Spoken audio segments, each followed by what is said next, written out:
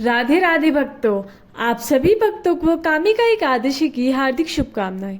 आज की इस वीडियो में हम कामिका एकादशी की व्रत कथा को सुनेंगे।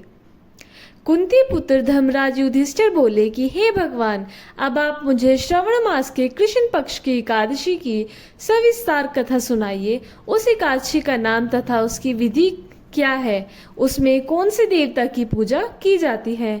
भगवान कृष्ण बोले, हे राजन, मैं एकादशी की कथा कहता हूँ, ध्यान पूर्वक सुनो। एक समय इस एकादशी की पावन कथा को भीष्म पितामह ने लोकहित के लिए नारद जी से कहा था।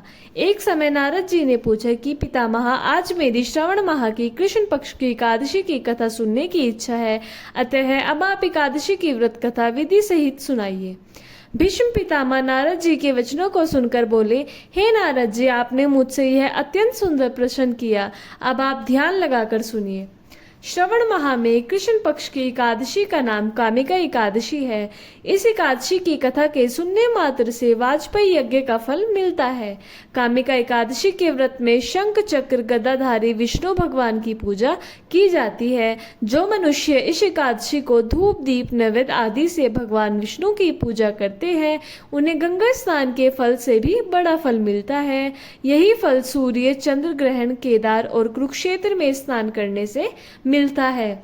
श्री विष्णु भगवान के पूजन का फल समुद्र और वन सहित पृथ्वी दान करने और सिंह राशि वालों को गोदावरी नदी में स्नान के फल से भी अधिक होता है।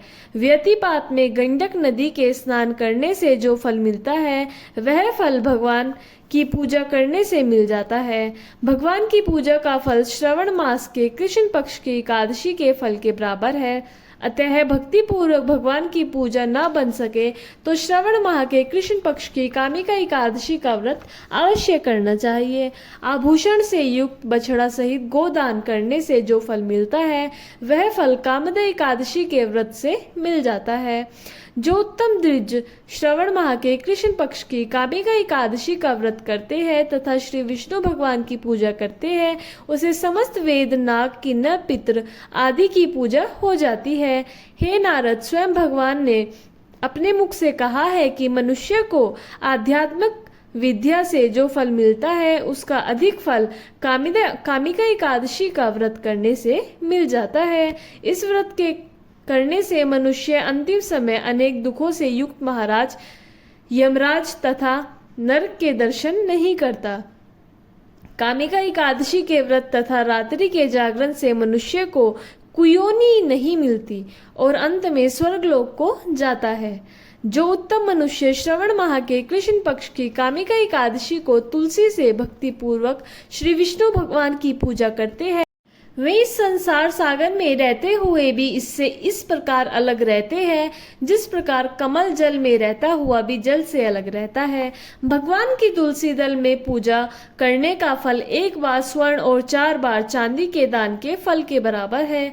श्री विष्णु भगवान रत्न, मोती, मणि, आभूषण आदि की अपेक्षा तुलसी दल से अधिक प्रसन्न होते हैं। जो मनुष्य भगवान की तुलसी दल से पूजा करते हैं, उनके समस्त पाप नष्ट हो जाते हैं। हे नारद, मैं स्वयं भगवान की अत्यंत प्रिय श्री तुलसी जी को नमस्कार करता हूँ। तुलसी जी के दर्शन मात्र से मनुष्य के समस्त पापों को नाश हो जाता है और शरीर के स्पर्श मात्र से मनुष्य पवित्र हो जाता है।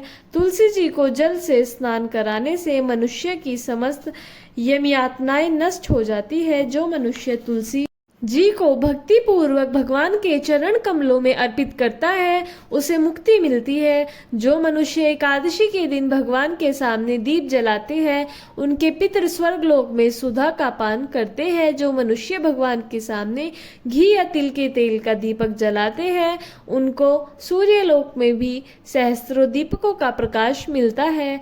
इस व्रत के करने से ब्रह्म हत्या, ब्राह्मण हत्या आदि सभी के पाप नष्ट हो जाते हैं और इस लोक से सुख भोग कर अंत में विष्णु लोक को जाते हैं। इस कामिका एकादशी के महत्तम के श्रवण व पठन से मनुष्य स्वर्ग लोक को जाते हैं।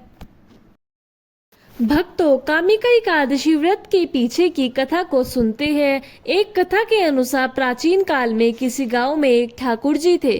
क्रोधी ठाकुर का एक ब्राह्मण से झगड़ा हो गया और क्रोध में आकर ठाकुर ने ब्राह्मण का खून हो जाता है। अतः अपने अपराध की क्षमा याचना हेतु ब्राह्मण की क्रिया उसने करनी चाहिए, परंतु पंडितों ने उसे क्रिया में शामिल होने से मना कर दिया और ब्रह्म हत्या का दोषी बना गया। परिणाम स्वरूप ब्राह्मणों ने भोजन करने से इनकार कर दिया। तब उन्होंने एक मुनि से निवेदन किया कि हे भगवान, मेरा पाप कैसे दूर हो सकता है। इस पर मुनि ने उसे कामिका एकादशी व्रत करने की प्रेरणा दी। ठाकुर ने वैसा ही किया जैसे मुनि ने उसे करने को कहा था। जब रात्रि में भगवान की मूर्ति के पास वह शयन कर रहा था, तभी उसे स्वप्न में प्रभु के दर्शन होते हैं और उसके पापों को दूर करके उसे क्षमा दान देते हैं। कामिका एकादशी की रात्रि को दीपदान तथा जागरण के फल का महत्तम चित्रगुप्त भी नहीं कह सकते। जो इस एकादशी की रात्रि को भगवान के मंदिर में दीपक जलाते हैं, उनके पितृ स्वर्गलोक में अमृत पान करते हैं, तथा जो घी या तेल का दीपक जलाते हैं वे 100 करोड़ दीपकों से प्रकाशित होकर सूर्य लोक को जाते हैं। ब्रह्मा जी कहते हैं कि हे नारद, ब्रह्म हत्या तथा भ्रूण हत्या आदि पापों को नष्ट करने वाली इस कामिका एकादशी का व्रत मनुष्य को यत्न के साथ करना चाहिए। कामिका एकादशी के व्रत का महात्म श्रद्धा से सुनने और पढ़ने वाला मनुष्य सभी पापों से मुक्त होकर विष्णु लोक को जाता है। भक्तों, ये था कामिका एकादशी का महत्तम और व्रत कथा। वीडियो अच्छा लगे तो लाइक करें, ऐसी वीडियो देखने के लिए चैनल को सब्सक्राइब करें और आप सभी को राधे राधे, जय श्री राधे कृष्ण।